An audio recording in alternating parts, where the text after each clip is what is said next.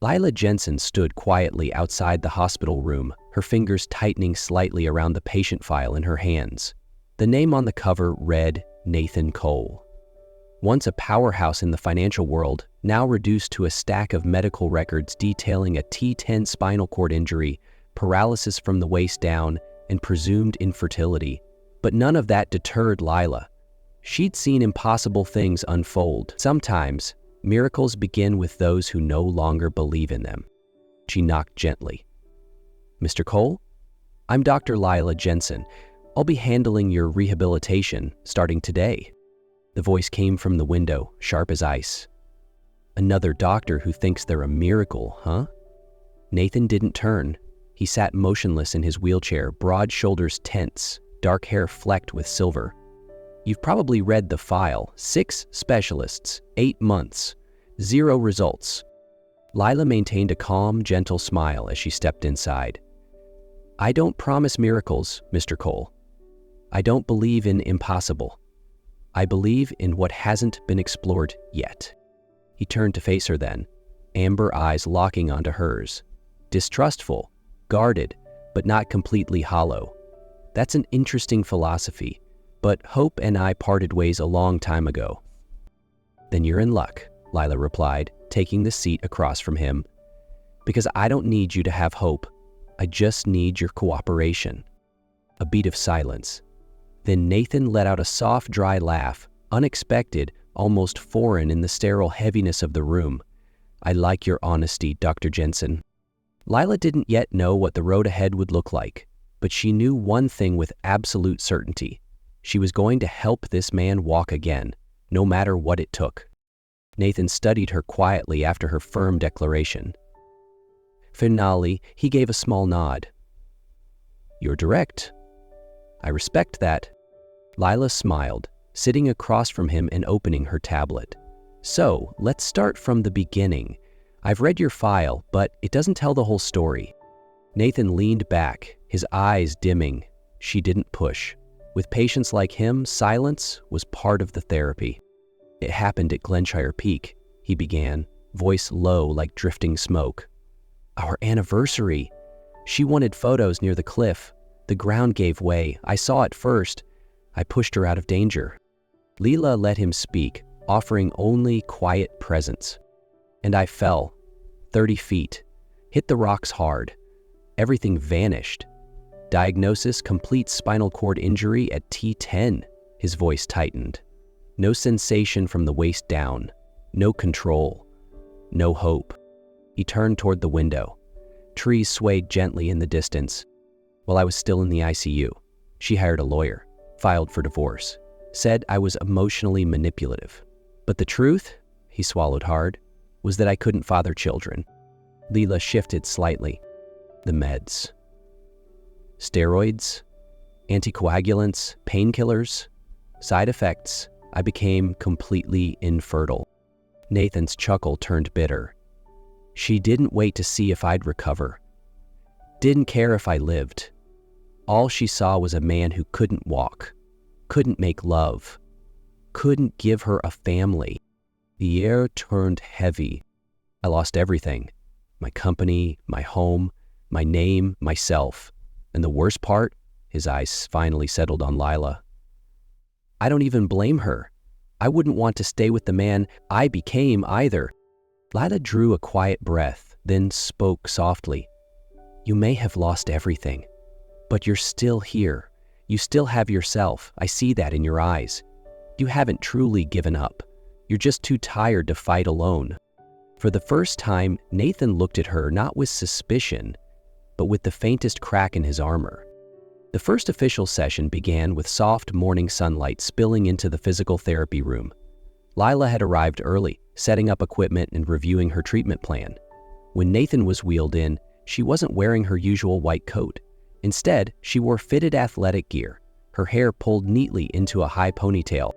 "Good morning, Mr. Cole," she greeted him, her smile calm yet vibrant. Nathan glanced around, his gaze pausing at her, not used to seeing a doctor dressed like a fitness trainer. "Today, I'm both," Lila replied, unfazed. We're starting therapy with a combination of neural stimulation and mechanical movement. It'll be physically close." He raised an eyebrow. "Close? If that makes you uncomfortable, I can modify the approach." Nathan studied her for a moment, then shook his head. "No, it's not that. Just, it's been a long time since anyone touched me for any reason other than clinical procedure." That beat of silence. "Then let me be the first to do it with the purpose of healing." She helped him transfer onto the padded therapy table.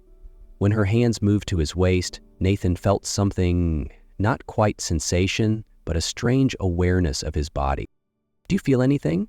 she asked, eyes fixed on his muscle response. "No pain, but something. Pressure maybe, like awareness? That's good. That's a start." Throughout the session, Lila alternated between deep tissue stimulation and attaching electrodes to key muscle points. As the light current pulsed through his body, Nathan inhaled sharply.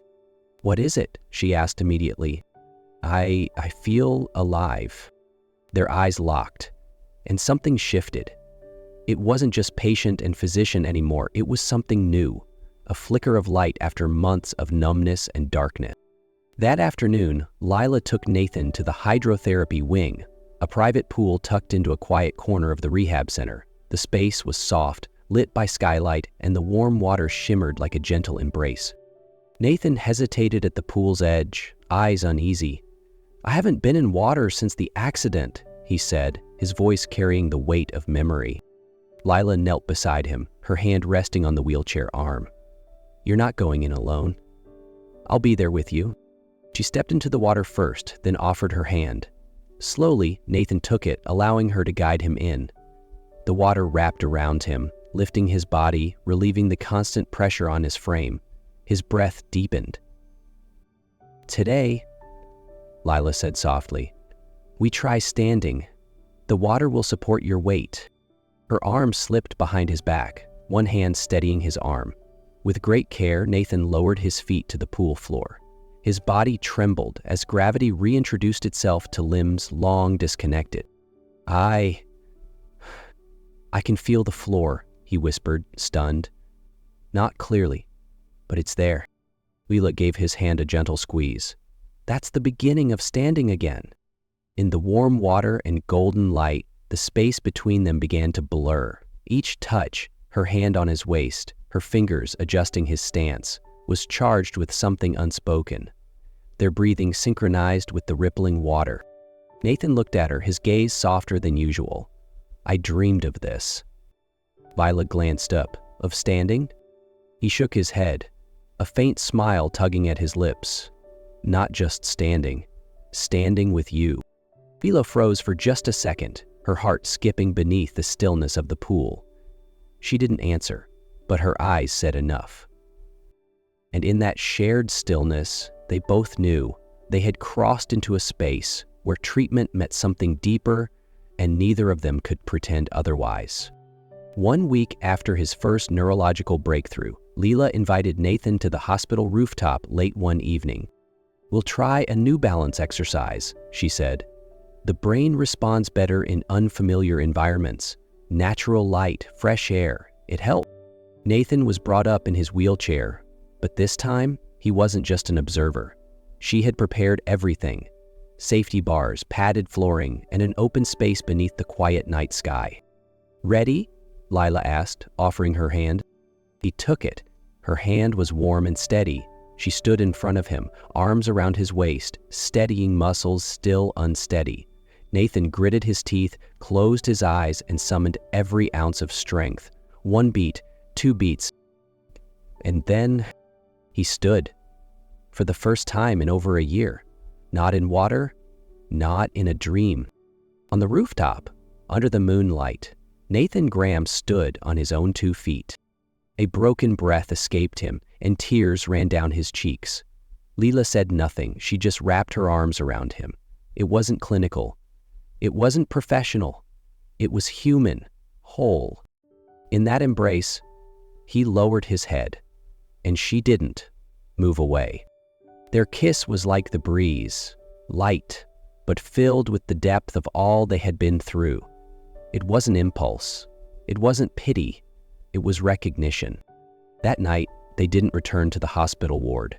In the doctor's on-call apartment, with soft lamplight filtering through white curtains, they found each other, not as therapist and patient, not as broken and healer, but as two souls, two bodies, finally free to meet. No barriers, no boundaries, no rules to play, only Nathan and Lila, touching, feeling, healing in the most human way. It was Lila who brought Nathan back to his room. Her steps were slow, as though each one held back something she couldn't say. The hallway lights flickered softly as she wheeled him forward, her hand never leaving his shoulder. At the doorway, she paused, longer than necessary. Her fingers lingered at the back of his neck, memorizing the curve of his skin. Nathan turned to look at her, but before he could speak, she leaned in, pressing her forehead gently to his. "I love you, Nathan," she whispered, barely audible. Then she pulled back. Her smile trembled, and when she turned away, she didn't look back. The next morning, Nathan woke with a strange feeling, equal parts joy and nervous hope. He looked forward to their session. He wanted to see her, to say her name without caution. But the hour passed, and she didn't come. There was no familiar knock, no Lila. A nurse entered instead. "Dr. Lila is on personal leave," she said softly, avoiding his gaze. That afternoon, on the table beside his bed, Nathan found a small folded note. "I'm sorry for leaving without saying goodbye. After last night, I realized I can't continue treating you while carrying these feelings. I need time to think clearly. L." Nathan's hand clenched the paper. The pain didn't explode, it seeped in quietly, like a crack widening in his chest. Just then, the door opened. Lisa, his ex-wife, the woman he thought gone for good, stood in the doorway, her hair thin, her frame frail.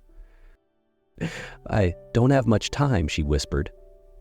"Pancreatic cancer, stage 4. Nathan couldn't speak. "I'm not asking you to come back," Lisa said softly. "Just to forgive me." 1 month after leaving the hospital, Lila quietly flew to London. No goodbye, no message. She joined a private research center, continuing her work on neural stimulation, the same technology that had once given hope to patients, and connected her to Nathan.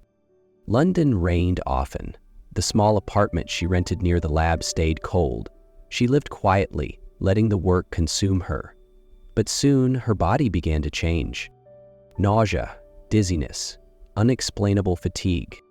One morning, staring at a positive pregnancy test, Lila felt her breath catch. She knew whose child it was, a result of that one night. But she also knew she wouldn't tell him, because days after she left, an anonymous letter arrived. Inside was a photo, Nathan holding Lisa's hand at the hospital bedside, his gaze soft, their fingers intertwined. No explanation, just a single line, "They've gotten back together." Lila stared at the photo for hours, her heart cracked, so she vanished completely. Across the ocean, Nathan drifted through each day in silence.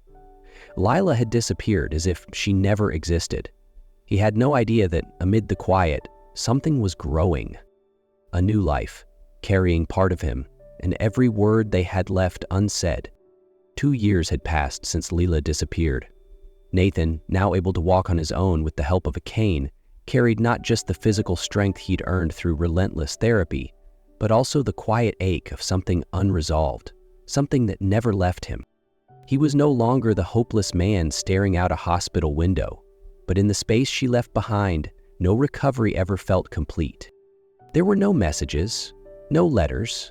It was as if she had vanished from the world. Until one evening, his eyes caught a familiar name in a medical journal. Dr. Lila Dawson, now leading a neuro-recovery research team at a renowned institute in London. So he went. No warning, no expectations, just a faint hope that he might see her, just once. The hospital garden was peaceful under the soft afternoon light, and there she was, near a row of lavender bushes, her posture, her hair unmistakable, bending to tie a child's shoelace. Then 2 more children ran toward her, squealing with laughter. 3 children, all with dark brown hair, hazel eyes, and that unmistakable cleft chin. Nathan froze in place. His cane tilted slightly. His heart pounded with disbelief, confusion, wonder. Lila looked up, and the world stopped. Her breath hitched as her gaze locked onto his. The file in her hand slipped slightly, and her knees trembled. Not from fear, but from the sudden wave of everything she had buried. For a moment, the children's voices faded, the hospital dissolved, and it was just them. Her eyes welled up, jaw tightening as if holding back years of words. She didn't move. She couldn't. All she could do was look and feel. Then, with a voice hoarse, trembling, and full of unshed questions, he asked, "Lila, why didn't you tell me?" She swallowed hard, her voice barely above a whisper.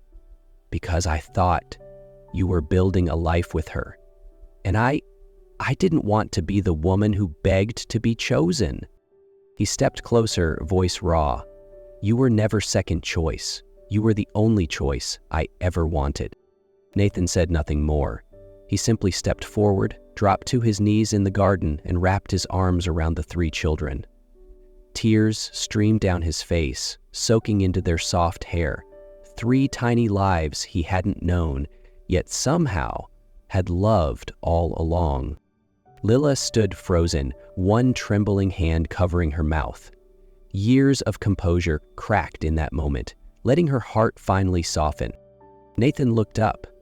His eyes weren't filled with blame, only the quiet pain of a man who had nearly lost everything to a cruel misunderstanding. "I never got back together with Lisa," he said gently. "She was dying. All she wanted was to apologize. That photo you received, it was sent by someone else. Lisa told me everything before she passed. She wasn't forced to leave me. She left because she knew she couldn't have children, and she didn't want me to find out the truth." Lila's breath caught. "You mean you're not—" "It wasn't me," Nathan nodded. "It was her. But instead of facing it, she made up the story, left in a way that let her walk away without guilt. And me, I was left with nothing. Until I met you." In that quiet garden, 2 broken people stood face to face. They needed no more words. Their hands found each other. This time, to hold on. For real, for always. 2 months later, in that same garden, a small wedding was held. No extravagant dress, no grand crowd, just close friends, quiet laughter, and 3 tiny ring bearers in toddler suits taking turns dropping the rings, making everyone laugh. Lila wore a simple white dress, flowers in her hair, holding hands with the man who had once fallen, who had once been shattered, but now stood again, not just on his legs, but on the strength of love. As golden sunlight bathed the garden, Nathan turned to her, voice steady, eyes full. "I didn't just learn how to stand again, I learned how to love again, and it's all because of you."